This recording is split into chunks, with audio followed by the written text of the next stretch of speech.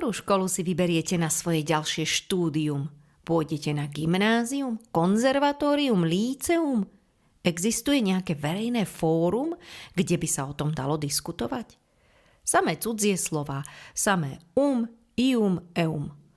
Odkiaľ sa vzali v slovenčine? Tieto slová sú gréckeho či latinského pôvodu.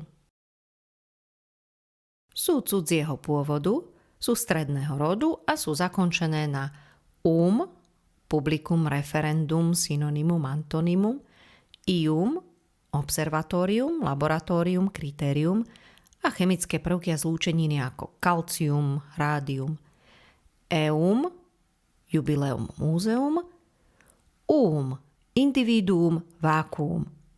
Skloňujeme ich podľa vzoru mesto. Pri skloňovaní týchto podstatných mien prípona vypadáva. Takže povieme od múzea, milénia, kritéria, nie múzeuma. Komu? Laboratóriu, publiku, gymnáziu, jubileu, nie laboratóriumu. A teraz skúste vy. Pôjdem do observatória. Podľa tohto kritéria o našom laboratóriu vystupovali bez